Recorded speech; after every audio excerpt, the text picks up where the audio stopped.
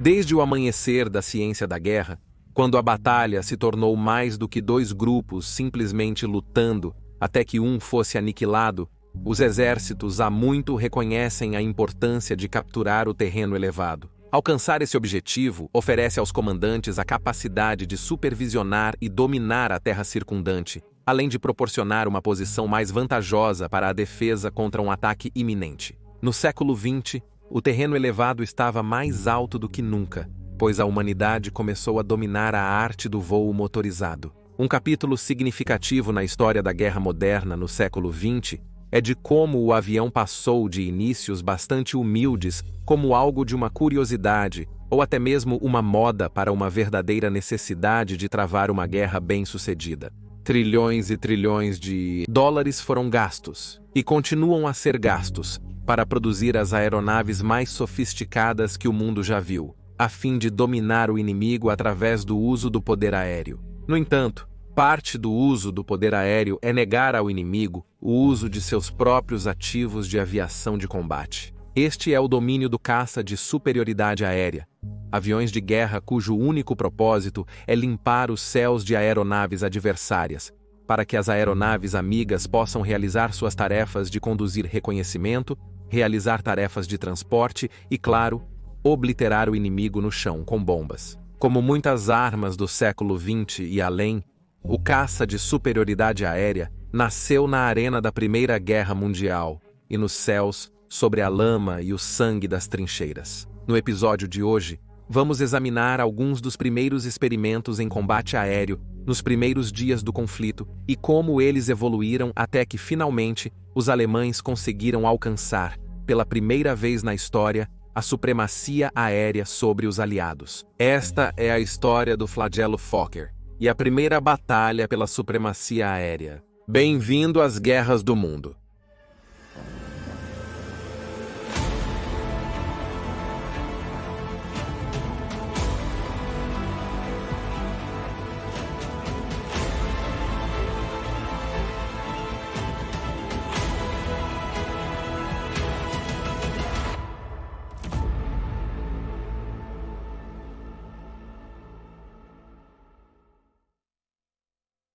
Mas antes de avançarmos no episódio de hoje, gostaria de agradecer ao nosso patrocinador, Enlisted.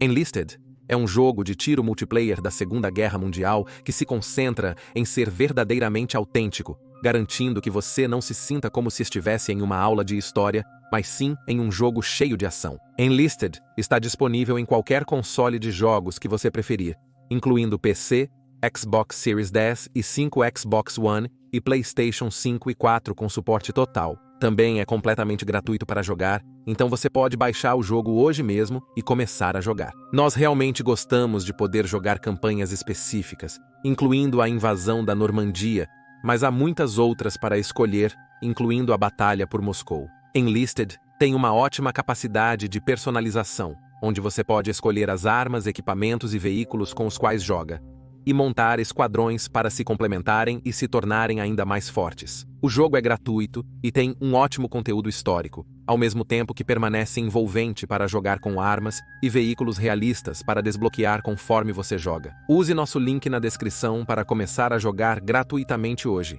além de ter acesso a um bônus exclusivo de 3 dias de tempo Premium e várias ordens para tropas ao se inscrever usando o nosso link na descrição. Vejo você no campo de batalha.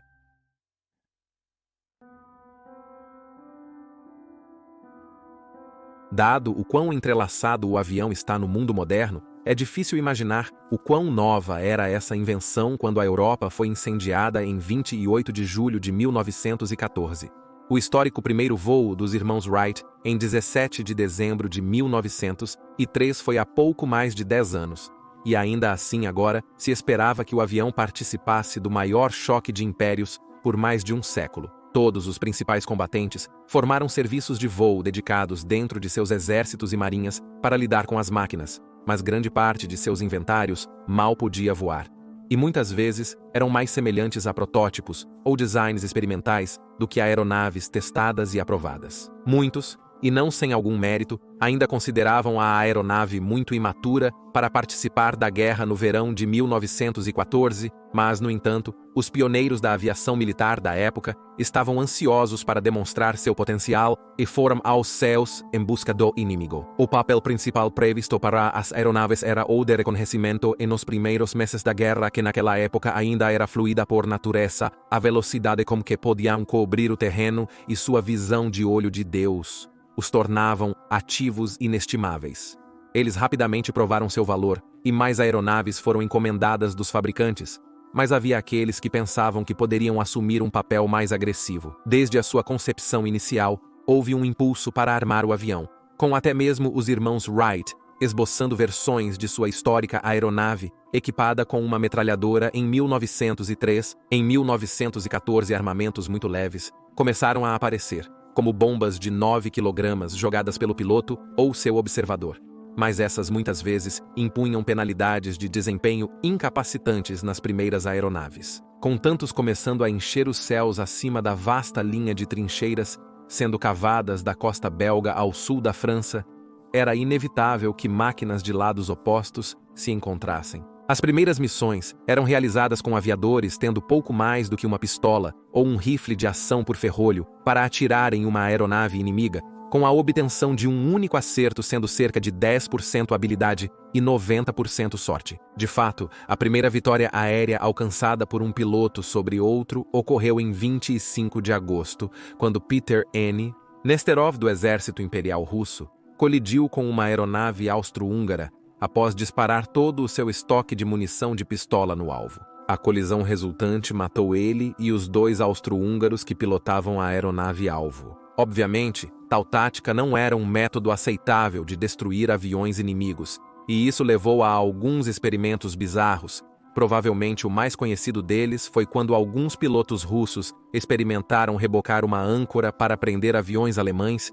Isso supostamente alcançou alguns pequenos sucessos no início. Então, em 5 de outubro de 1914, o sargento Joseph France e o cabo Louis Queneau, do exército francês, conseguiram derrubar uma aeronave alemã com tiros de arma de fogo. A razão de terem sido bem-sucedidos quando tantos outros falharam era simples. Seu biplano estava equipado com uma metralhadora Hotchkiss de 8 mm no nariz. No entanto, não era simplesmente uma questão de equipar metralhadoras em todos os aviões caso encontrassem uma aeronave inimiga.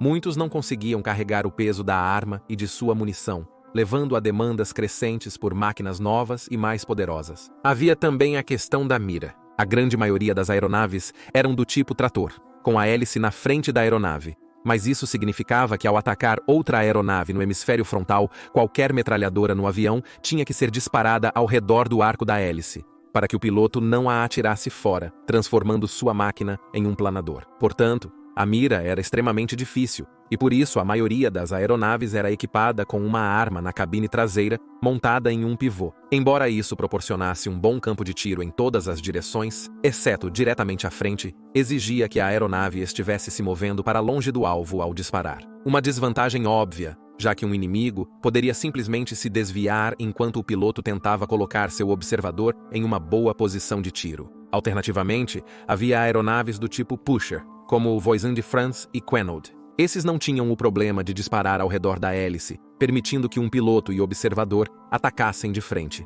No entanto, geralmente eram mais difíceis de voar e tinham desempenho inferior. Quanto ao uso da arma para atacar uma aeronave inimiga, era necessário uma grande coordenação entre o piloto e o artilheiro, algo que era extremamente difícil na área barulhenta e ventosa do céu. E mesmo quando dominado, a comunicação entre os dois frequentemente atrasava os tempos de resposta. O que era necessário era uma maneira de um único piloto poder voar e mirar sua arma ao mesmo tempo, para transformar o avião em parte da arma. E quando 1915 amanheceu, justamente tal arma dos céus estava prestes a ser lançada. O holandês Anthony Fokker nasceu nas Índias Orientais Holandesas, atual Indonésia, em 6 de abril de 1890. Com o nascimento dos voos coincidindo com sua adolescência, Fokker logo ficou fascinado com aeronaves. particularmente após assistir demonstrações dos irmãos Wright na França. Em 1910, ele foi enviado por sua família para estudar mecânica de automóveis na Alemanha, mas sua paixão permaneceu no céu, e então ele mudou sua vocação para a aeronáutica, construindo seu primeiro avião no mesmo ano ao qual ele deu o nome de Spider. O Spider teve um fim infeliz quando um amigo dele o bateu em uma árvore, mas, não desanimado, Fokker criou um segundo, e após demonstrá-lo e seus projetos em papel para investidores, em 1912 ele conseguiu abrir uma fábrica de aeronaves perto de Berlim, antes de se transferir para Schwerin. O início da guerra fez com que o governo alemão confiscasse a fábrica para atender às suas necessidades de aeronaves militares, com Fokker permanecendo como diretor. Rapidamente ficou claro que as aeronaves iriam assumir cada vez mais um papel de combate. E como tantos outros fabricantes, Fokker e sua equipe começaram a projetar aeronaves armadas. Percebendo que para ser eficaz na destruição de um avião inimigo, o piloto precisa ser capaz de mirar a arma usando a aeronave, Fokker se deparou com os mesmos problemas que outros fabricantes, ou seja, a hélice estava no caminho. Foi então que ele teve uma ideia. E se houvesse uma maneira de garantir que as armas só pudessem disparar quando a lâmina da hélice estivesse fora da linha de balas?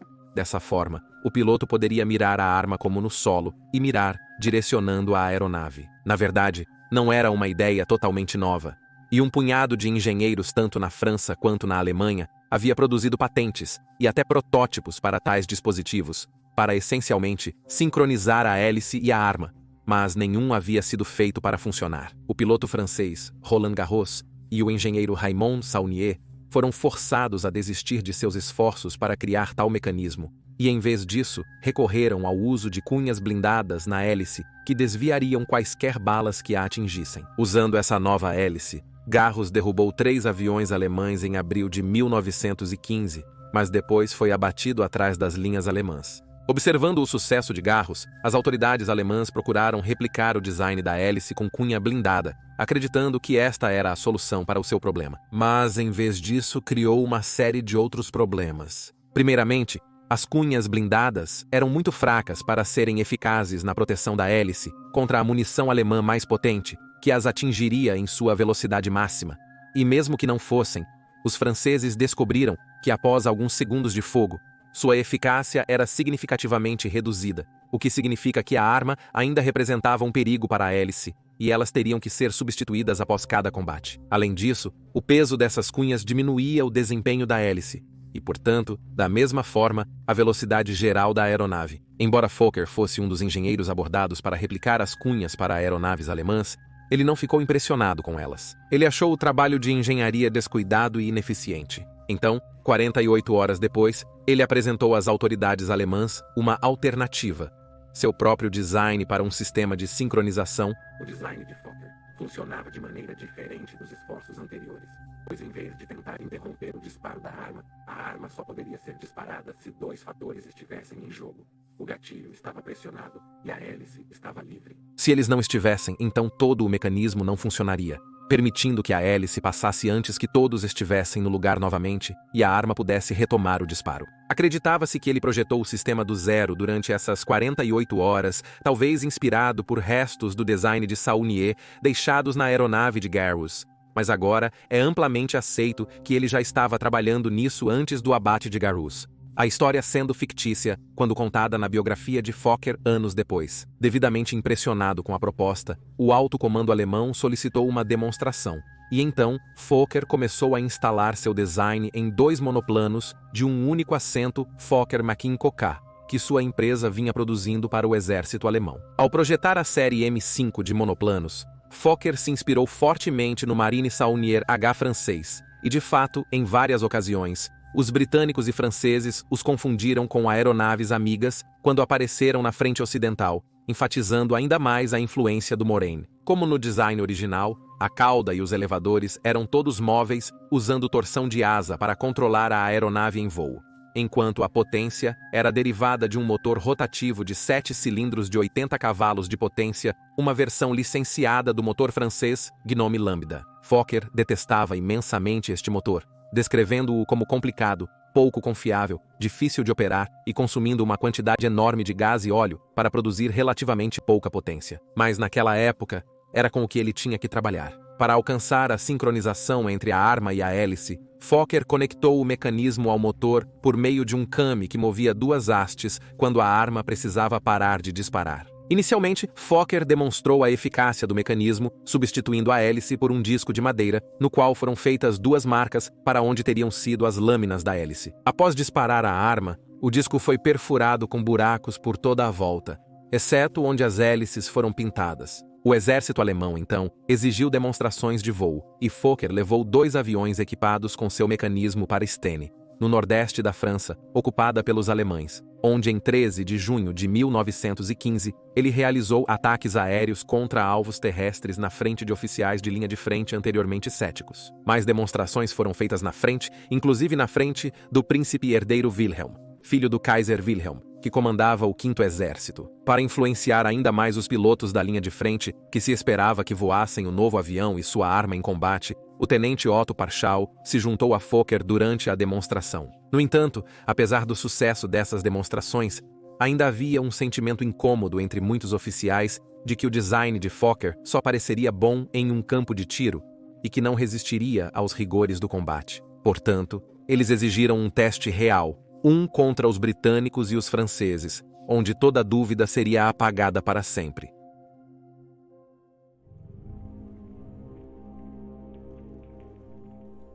Sendo a pessoa mais conhecedora disponível tanto sobre o Mac-Incoca quanto sobre o funcionamento do mecanismo, e claro, com sua reputação em jogo, fazia sentido que o próprio Fokker realizasse essa demonstração de combate. No entanto, isso apresentou um problema, pois embora estivesse trabalhando para os alemães, ele era, na verdade, um cidadão holandês, e a Holanda era formalmente neutra na guerra.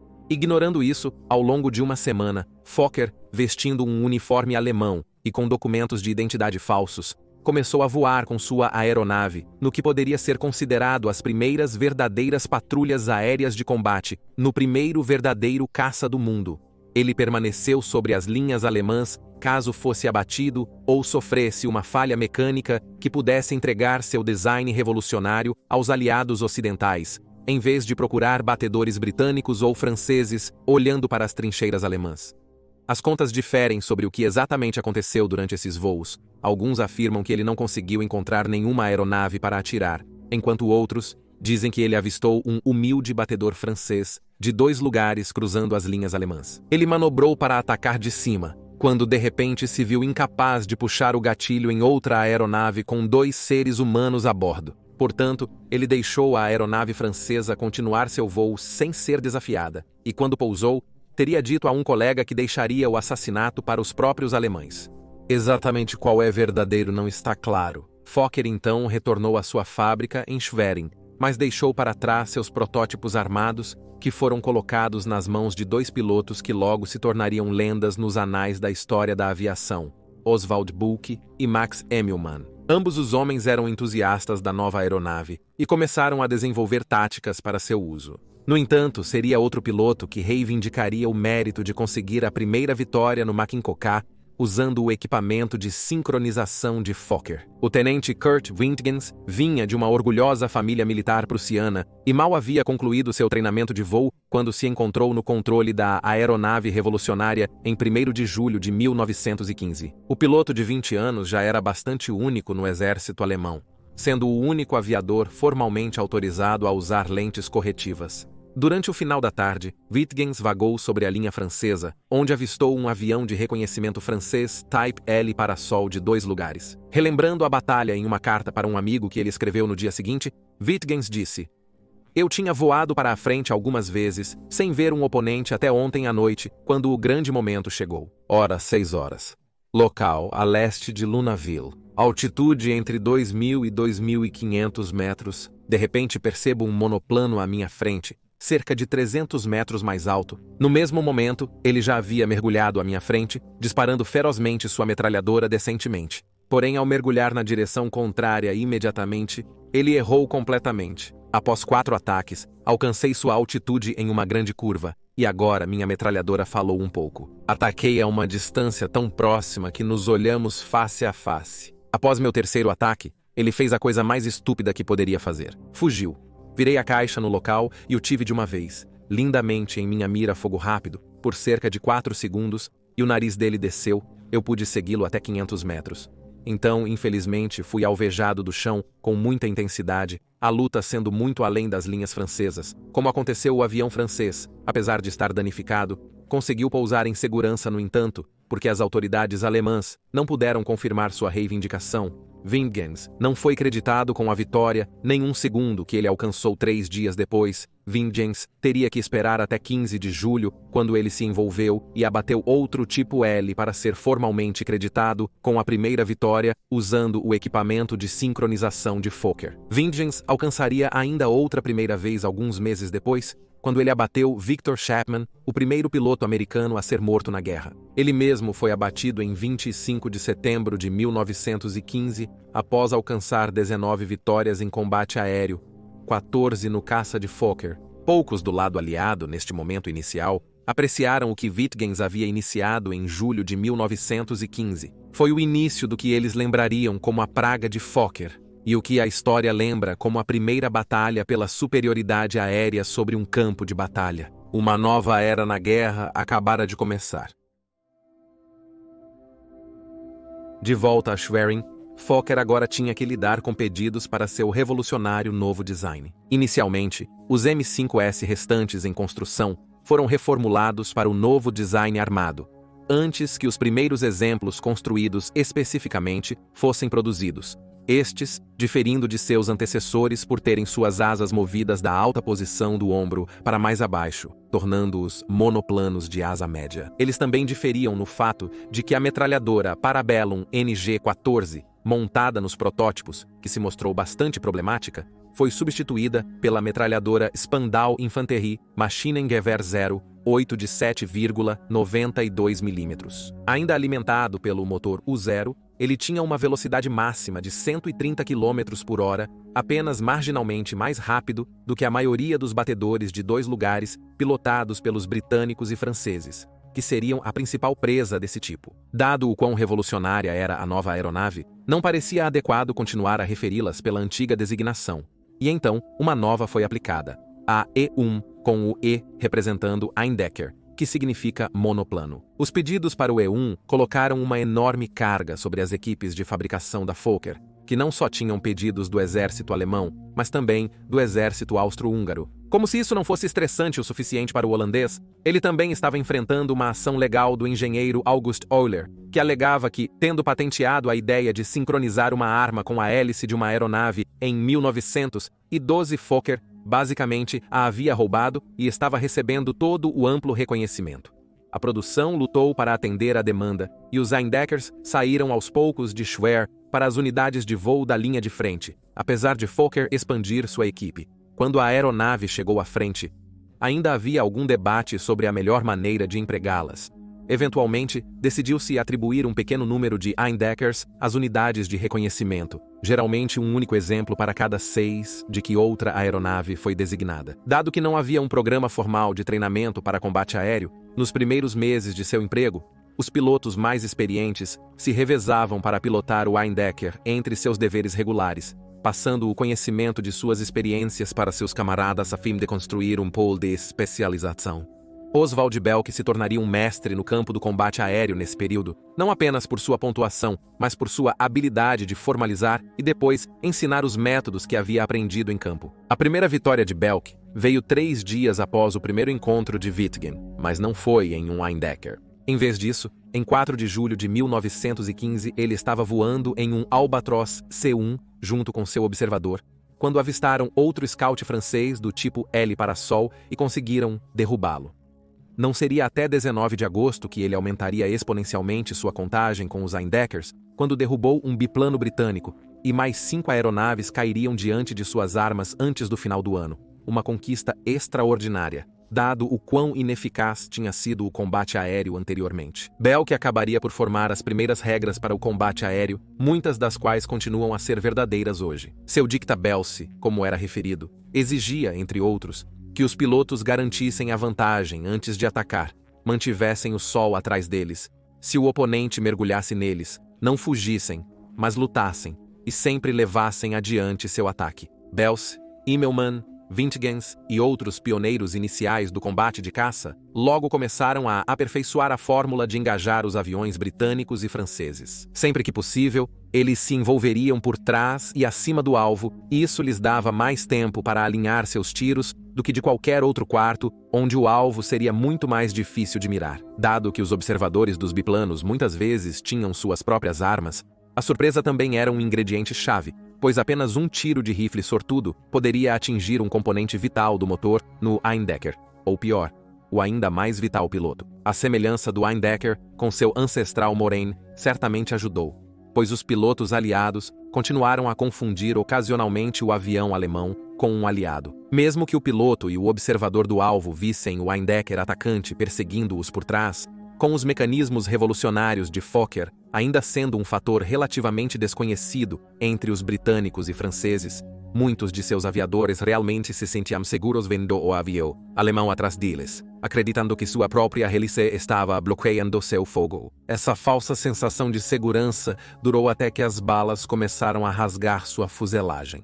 Dado que, mesmo em circunstâncias ideais, havia uma chance de que a vítima pretendida pudesse sobreviver ao ataque. Immelmann concebeu uma manobra que se tornaria conhecida como a volta de Immelmann, para permitir um segundo ataque. Depois de passar pelo alvo, Immelmann então subiria novamente além da aeronave inimiga e, pouco antes de estolar no topo, aplicaria leme total para guinar sua aeronave. Isso colocou seu Eindecker voltado para baixo na direção da aeronave inimiga, permitindo que ele fizesse outra passagem em mergulho de alta velocidade. Esta manobra seria posteriormente amplamente adotada por pilotos de caça de todos os lados. No entanto, a situação ainda estava longe de ser ideal para os novos pilotos de caça alemães, pois apesar de sua capacidade revolucionária de disparar através da hélice, o Eindecker ainda era um design antigo de aeronave de 1915, que sofria com a falta de potência de seu motor de 80 cavalos de força. Reconhecendo isso desde cedo, Anthony Fokker já havia começado a trabalhar e testar uma variante aprimorada, que além de receber um motor rotativo mais potente de 100 cavalos de força, também apresentava uma envergadura reduzida, ambos trabalhando para dar a ele uma velocidade máxima de 87,4 km por hora, mas isso veio ao custo de sua taxa de subida, e os pilotos relataram que ele não se comportava tão bem quanto o original. Identificado como o Fokker, I-2 aeronave foi produzida ao lado do original. Eventualmente foram fabricados 54 E-1s e 49 E-2. À medida que as perdas começaram a aumentar dramaticamente em comparação com os meses anteriores, os comandantes aliados começaram a perceber que algo novo estava acontecendo. O número de abates alcançados pelos Eindeckers foi auxiliado pelo aumento dramático no número de aeronaves na frente, já que a percepção de sua utilidade levou a um aumento na produção de aeronaves, particularmente na Grã-Bretanha. Para os pilotos aliados, a aparição do Eindecker era semelhante a algum tipo de monstro mitológico, e um mistério foi gerado sobre suas capacidades, com eles desconhecendo que muitas de suas aeronaves tinham desempenho comparável ou até superior, mas faltava a arma sincronizada que tornava a aeronave alemã tão letal, e era letal.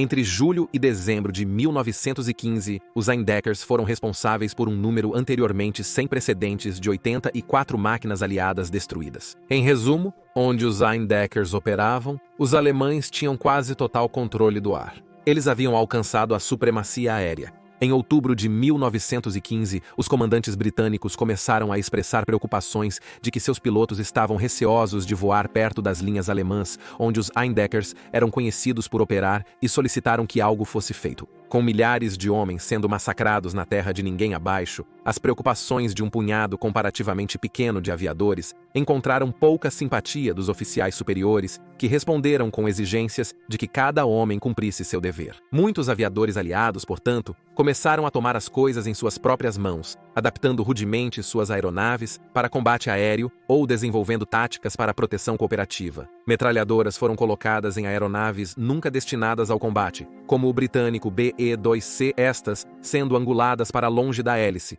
o que significa que para acertar um Eindecker, os pilotos tinham que mirar à esquerda ou à direita de seu alvo. Os pilotos, percebendo que tinham pouca chance de acertá-los dessa maneira, optaram por simplesmente atormentar ou afastar um Eindecker atacante. No entanto, a realocação de aeronaves para funções anti-Fokker teve o efeito cascata de que o número de missões de reconhecimento e bombardeio que os aliados conseguiram realizar despencou. Embora a história elogie o Eindecker por sua letalidade durante esse período, o fato é que seu impacto nos aliados foi muito além do número de aeronaves que ele derrubou. Claramente, as potências aliadas precisavam de uma resposta eficaz ao Eindecker, e a corrida começou para produzir aeronaves para neutralizar os letais Fokkers.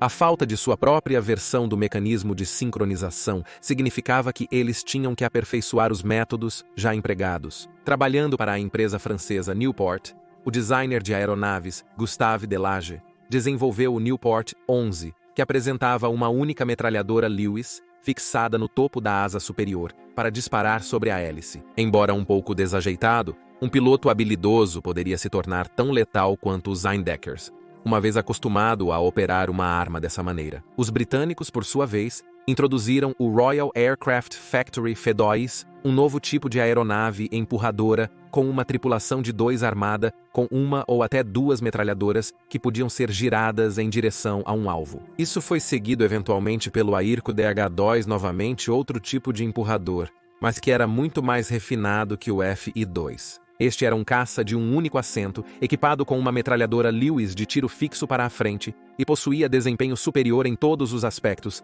tanto ao E-1 quanto ao I-2. Anthony Fokker também não estava de braços cruzados e já estava trabalhando para produzir uma variante.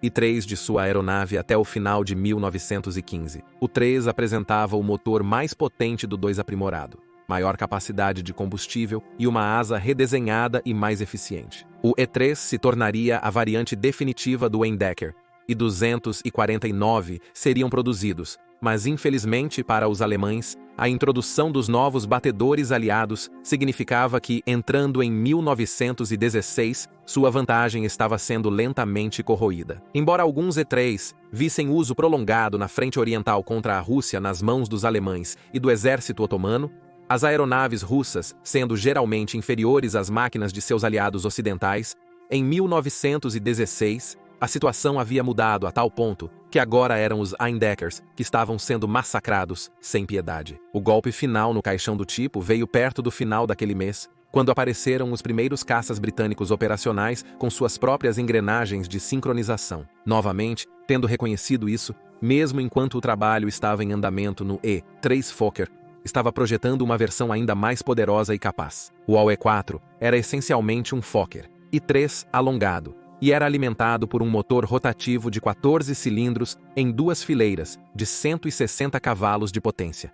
Era essencialmente um Fokker I-3 alongado e era alimentado por um motor rotativo de 14 cilindros em 2 fileiras de 160 cavalos de potência. Novamente, outra cópia de um motor francês, desta vez o conhecido duplo Lambda. Além de proporcionar maior desempenho, o motor mais potente tinha como objetivo permitir que o Eindecker carregasse 2 ou até 3 metralhadoras, aumentando dramaticamente seu poder de fogo, bem como fornecendo redundância se uma arma emperrasse.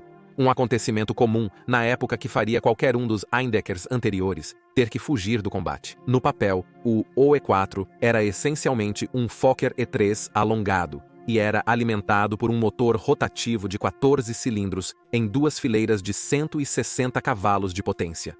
Superava até os novos caças aliados. O motor U-3 o arrastava para uma velocidade máxima de 177,08 km por hora, mas o OE-4 era essencialmente um Fokker E-3 alongado e era alimentado por um motor rotativo de 14 cilindros em 2 fileiras de 160 cavalos de potência.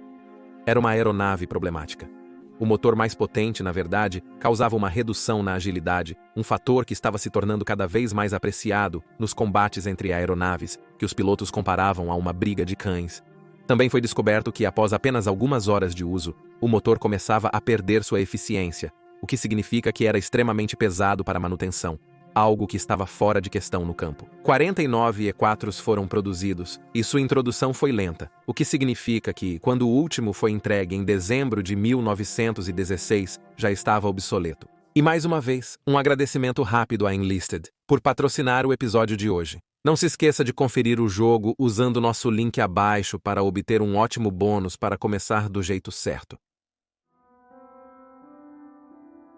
O termo flagelo de Fokker foi cunhado pela imprensa depois que os Eindeckers foram anulados, e desde então tem sido usado para descrever este capítulo sombrio da guerra aérea dos aliados. A partir desse ponto, todas as principais operações aéreas incluíram o uso de batedores de combate para limpar os céus do inimigo. E a partir de 1916, os combates aéreos aumentaram em intensidade e complexidade. Fokker e sua empresa continuariam construindo aeronaves para os alemães, e isso incluiria provavelmente a aeronave mais famosa de toda a guerra, o distinto triplano Fokker DR-1, que serviu como montaria do lendário Manfred von Richthofen, o próprio Barão Vermelho. Nem Fokker, nem Belk, ou qualquer um desses pioneiros pilotos de caça, poderiam jamais ter imaginado como o combate aéreo evoluiria nas décadas seguintes. Hoje, aeronaves supersônicas, operando em equipes ligadas por computadores de link de dados e forjadas em design furtivo